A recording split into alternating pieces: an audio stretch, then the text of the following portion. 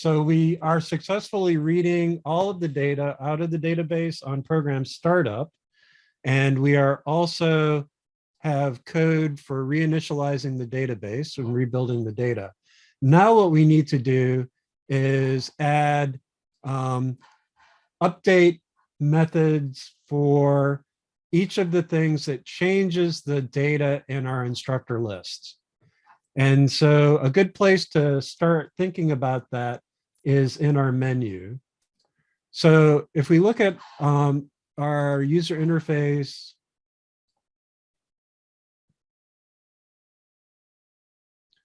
so we can go through these one at a time and figure out which ones change the data and which ones don't. So exiting does not change the data. Printing the list does not change the data. That does not change the data. This one, add instructor list, changes data. And then new instructor changes data.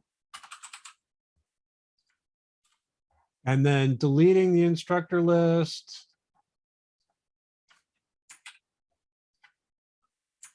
And then removing instructor from a list. And then updating an instructor. And then joining the list. Okay, so it was most of them. That's unfortunate, but let's go ahead and wade through. So adding an instructor list, this one's pretty easy. So if you look at add instructor list,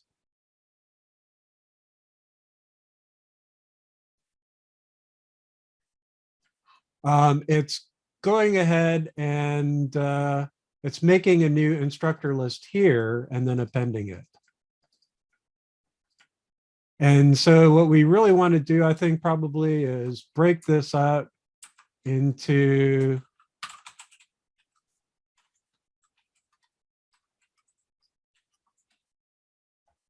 and then we're going to add instructor list.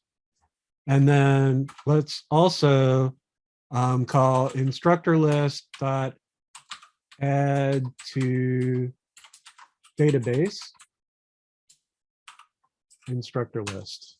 And I could have put this in the constructor for instructor list, but then I have to keep track of which ones are new ones and which ones are just being read out of the database. And it starts to get messy. So I'm just going to have a method called add to database that takes an instructor list.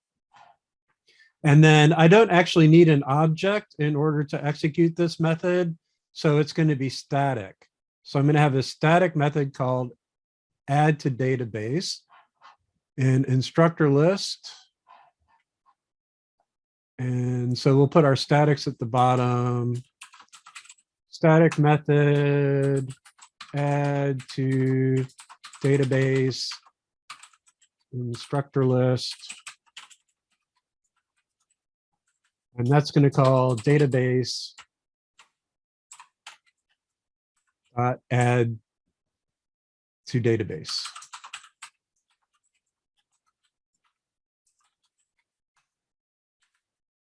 And it should be maybe add instructor list to database. So let me double click to refactor.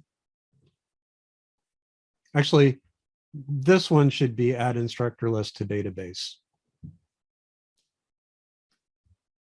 But it doesn't exist anywhere else yet. So add instructor list to database. So just a word on naming. So add to database doesn't have to take instructor list as part of the name here because it's already on instructor list. And so saying add instructor list to database would make it redundant. I want to have an add to database method on instructor as well. And that's going to call a different database method called database.add instructor to database. So the database needs to know whether it's an instructor list or instructor because it can take either one. But this add to database, that only is going to apply to to instructor list. So let me go ahead and implement the method. Let's copy that. Go to the database. And we're going to def. This is a class method because you need your database connection. And then there's my method, takes class, also takes instructor list.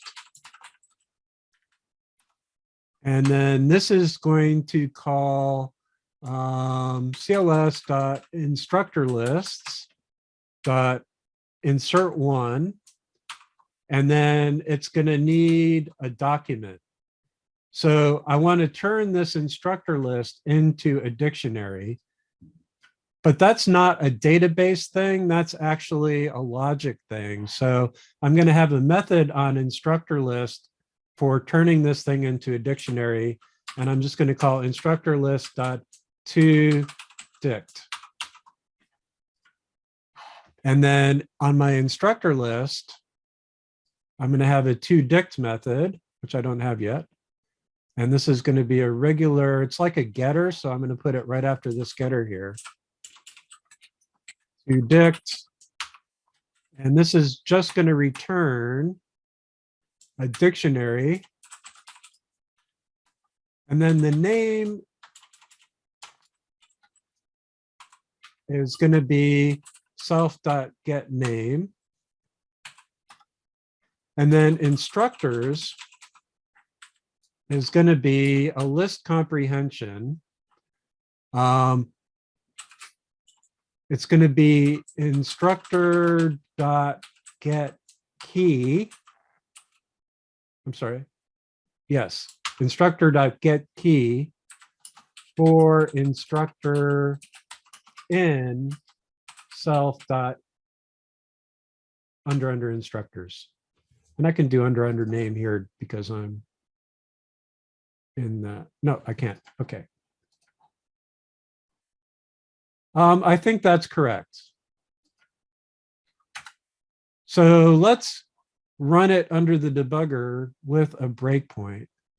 I have some errors here though. Let's try to figure out where my errors are. Oh, that's not how you make comments in Python. Sorry, I just have too much junk floating around in my brain. Okay. All right. So I could just assume that it's going to work correctly and hope for the best. But I want to actually see it working correctly. So I'm going to put a breakpoint in the code. So in my database here, where I do add to breakpoint there, run it. And then there was some red up there. Oh, just because it's running under the debugger. So let's go ahead and I think it was add a list for A. Yeah, add a new instructor list. And then CIS 234A should stop at the breakpoint. So my instructor list is that. It just has 234A. Oh, this is always going to be empty. Well, it's going to be empty when you make a new one. Let me see what the toDict method returns anyhow. So you can click this little thing to add an expression that it evaluates. So instructor list toDict. And that looks correct.